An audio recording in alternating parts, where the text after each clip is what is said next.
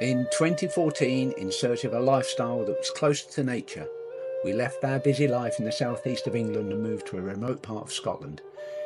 Here, our lives could be more in harmony with the flow of the seasons.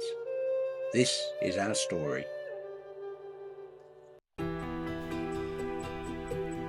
Something different. I'm heading off to the west, to a remote woodland. Going to spend the night there. I've got a new tent to try out. But it's a challenging place to get to at this time of year. The bracken's high and the paths are non-existent. So it's a bit of a struggle to get through the vegetation. And it also means you get quite wet in the process. But that's part of the adventure.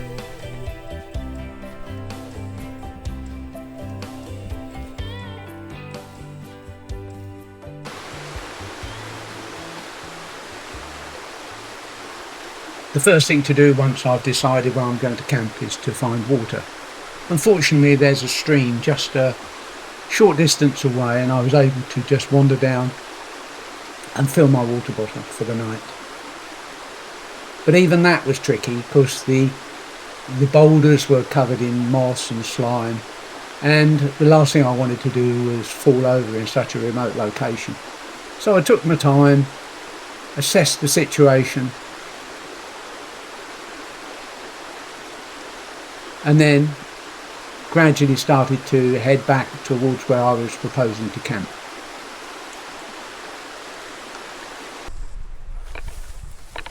It was just as difficult as the first section.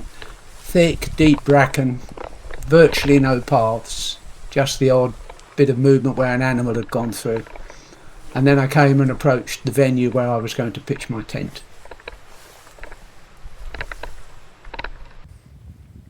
It's a new tent, very light. I hadn't pitched it before, so this was a bit of a trial. It uses 2 trekking poles for the main support. As this video actually explains at the beginning, this is about forest bathing, the naked truth. And consequently, the first thing I did was actually to take my clothes off. It was a nice warm day. Now obviously this isn't suitable for YouTube, so you can see the way I've cut together a video section with me fully clothed and more discreetly unclothed.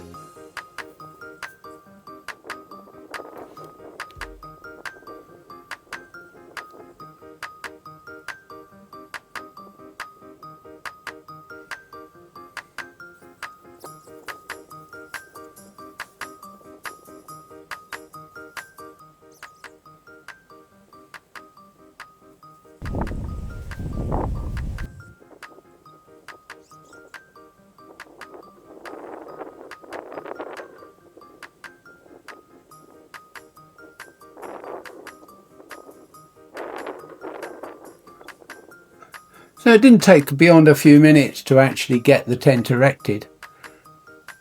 There was then a little bit of sorting out some extra guy lines to be fitted. But all in all, it went up quite satisfactorily and was going to be my home for the night.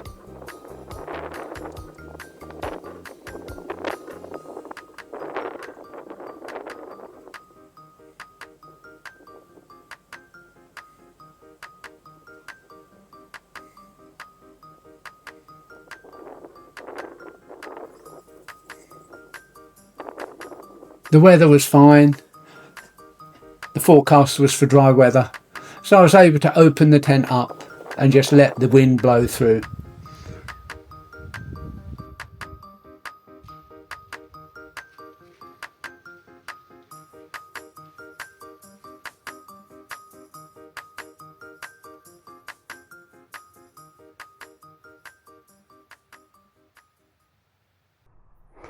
So I'm just lighting a couple of citronella candles and some little anti-midge things I'll put in that little container. There's a few midges around, but not enough to cause any real problems. I've certainly not got to completely throw myself away because of them.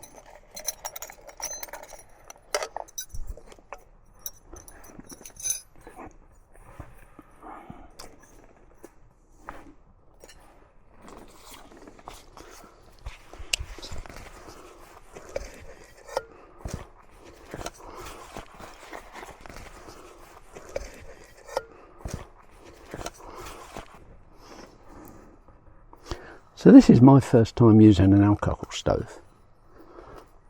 I was particularly attracted to this one because of its simplicity. It's just a little container with some graphite foam to stop the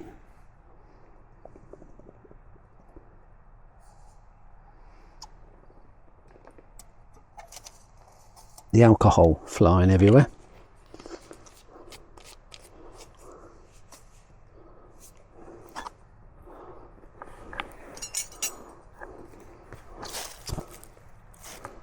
The light's easy enough, that's a dead cert. And I just boiled enough for a cup of tea.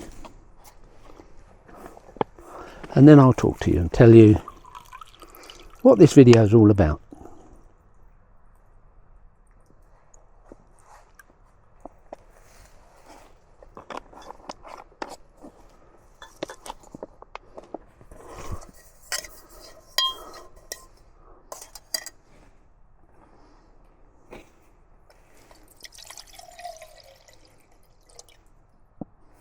There we are.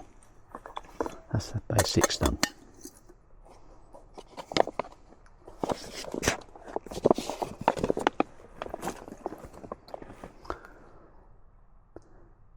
So this video is entitled Forest Bathing, the Naked Truth. So what inspired me to actually make this video, Forest Bathing, the Naked Truth? Well, firstly, a friend gave me this wonderful little book, and what's interesting about it, although I knew of forest bathing, what I didn't know was all the scientific work that had gone on behind it, all the research. So that was sort of one aspect. Follow this channel, you'll know that I regularly go out into the woods, certainly barefoot and often not wearing anything. And why do I do that? Well, there is a big health benefit for me, but there's also the spiritual aspect of what I do, and there is a spirituality to it, and that is what I will hope to discuss with you this evening. Shinrin-yoku, the Japanese term for forest bathing. It's becoming quite widespread now. People are forest bathing practitioners, and this little book that I showed you earlier sets out the benefits and explains the science behind it and the experiments that have been done in Japan to actually prove this. For myself, it's something I've always done. I've always gone off to the woods. I've always sat beneath the trees. I've always enjoyed the natural environment my whole life. So hominids began to evolve, I think it was 6 or 7 million years ago. And the culmination of that so far is us, Homo sapien, the human race that inhabits the planet now. So for 99.9% of that time, we have inhabited environments like this one I'm in here. The statistic I saw was that in 1800, about 3% of the world's population lived in urban centres. And the projection is that by 2050, which is 25 years away, that will have risen to something like 66% of the world's population will have moved into urban centres. I look around me and I see people completely disconnected with the web of life. They are completely unattached. I hesitate to use this word nature because we are nature. We actually are. You and I are actually part of this natural world, and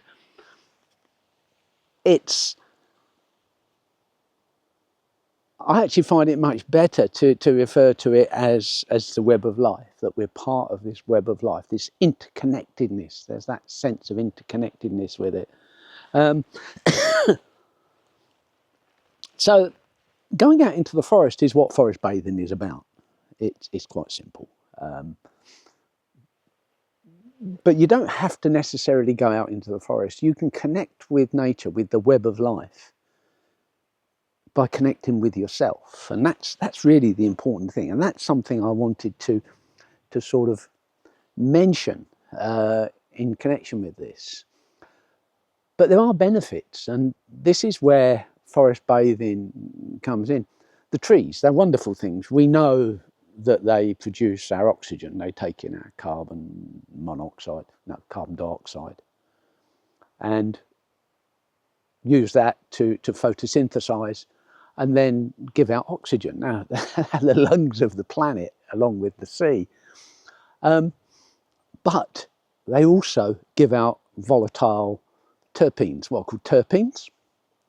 And terpenes are a volatile aerosol that they emit. And when we're out in the forests, when we're out in nature, when we're out in this type of environment, the air is saturated with these terpenes and we breathe them in. But we also absorb them through our skin. And that's where I come into to my nakedness. I find, I'm 76 years old nearly, and I find that when I'm out in this sort of environment, with my feet bare, standing on the earth, and we'll talk about that shortly, I find that I come alive. I find that my vigour increases hugely.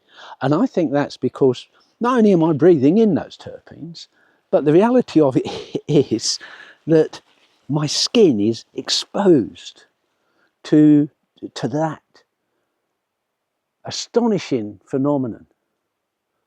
And I absorb it. And one of the difficulties I have, and one of the difficulties I will have tonight, sleeping out here, is that I will have so much energy that I'll find sleeping difficult. I can live with that. It's not the end of the world. So that's how my nakedness enhances enormously the time that I spend out in nature, in this environment, in terms of my health. There's another aspect to it as well. They found that being out in nature drops your stress levels. They've even found that if you've got high blood pressure, that in actual fact, being out in this environment will actually reduce your blood pressure. They've also found conversely, and this is where it's so interesting and so individual, they've also found that if you've got low blood pressure and you're out in this environment, the blood pressure will increase. And the suggestion is that because we've evolved to be in this situation for millions of years, that we haven't yet, that by being disconnected, we actually upset our whole cycle, our own physical environment, the one that powers us. It puts it out of kilter. So the other thing that I wanted to talk about tonight was bare feet. Again, many of you will have heard of the idea of earthing, actually being in contact with the earth. This again comes back to our evolutionary progress. I have really quite bad arthritis in my knees. I spent close on 40 years mountaineering and rock climbing, and it took a toll on me physically. It's done a lot of wear and tear. 16 years ago, I was told I needed a new right knee. I still haven't had one. I'm still able to walk a few kilometres. I don't get pain when I'm sitting like this. And what I've found is there's two things that really make a difference. One is cold water bathing. And the second one is being barefoot.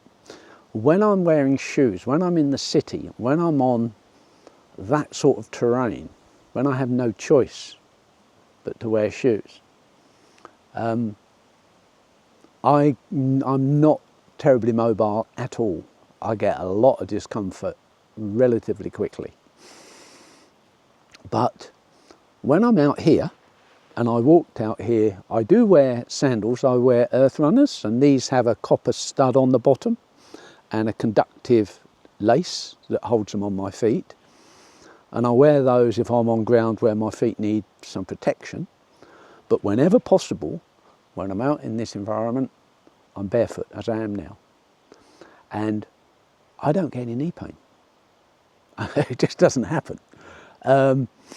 And I think that is to do with this idea that is sort of becoming more mainstream of earthing. The fact that we're picking up the negative ions from the earth, and we're adapted over these millennia to actually benefit from that practice. And by covering our feet with insulating soles. Think about it. Early man protected their feet, but they protected their feet with leather. When I sit bare naked on the ground, I actually sit on a leather pad because we do have deer ticks around here, and there are places that you do not want to get a deer tick. So I protect myself. But I use a leather pad to sit on because it conducts the energy of the earth, actually conducts it up into me. And it prevents me getting tick bite. So you can go out into the park, you can sit under the trees, you can walk barefoot on the grass, even sit down and take your shoes off and sit with your soles of your feet on the grass. Just allow yourself to experience the world as it is. Get a wet bottom. It doesn't matter. It won't harm you. Your skin is waterproof. Do things that bring you in contact in the most intimate way with the web of life that you're part of. It really is a wonderful, wonderful world that we live in. You know, I look around me and see the diversity. I don't see anything that is ugly. I see only difference. And again, as I've said before, and I'll say again, I believe that at the core of every human, and maybe every living being, there is a seed of love. And as we're part of the web of life, then at the core of the web of life, there can only be that love. That's what the web of life is manifested from. Even these little midges that are biting me are part of it. And yeah, you know, they are irritating and a nuisance, but they're part of the natural world. They're part of meeting nature on nature's terms, rather than trying always to bend it and shape it to our desires. We don't hold dominion over nature. Nature holds dominion over us.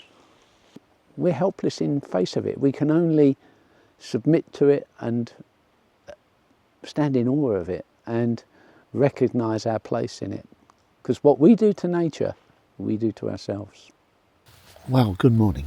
There is such a joy in sleeping out like this.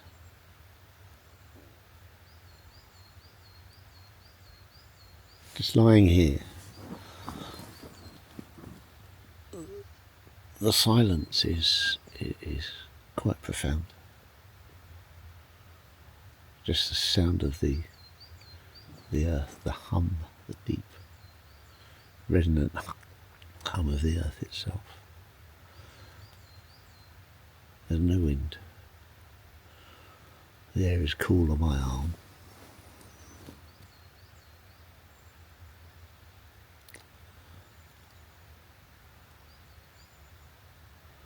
There's such a deep peace in nature when it's like this.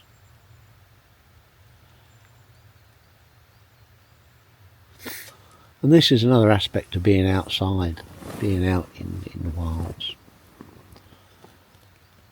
allowing that peacefulness to permeate into you.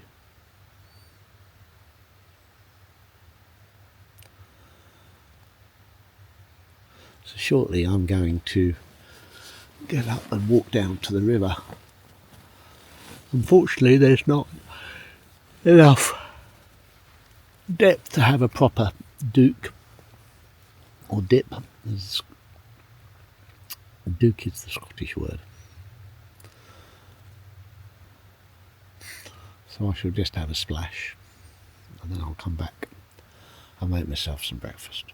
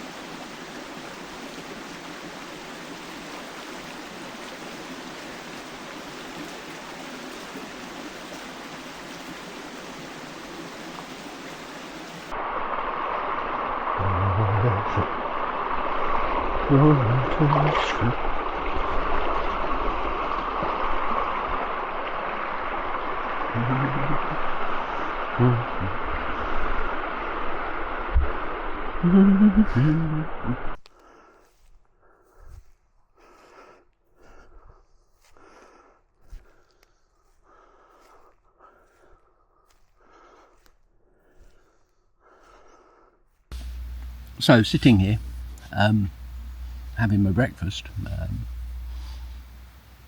it's incredibly calm and peaceful. In fact, so much so the midges are a problem, and I have midge pellets burning to keep them at bay.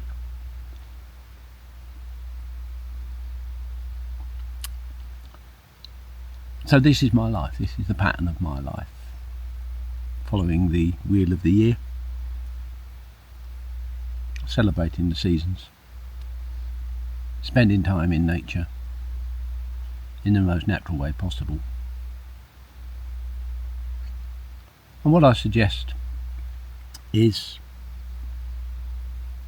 to anybody, just get out in nature, get out into the wilds, get out, just relate to a pot plant if that's all you can, but connect, because it's the connection that brings you into harmony and allows that sense of inner ease to develop. But if you'd like to see some more of what I do, then this particular video is about one of my meditation exercises you might enjoy. And just like and subscribe if you wish, and I'll see you on the next one.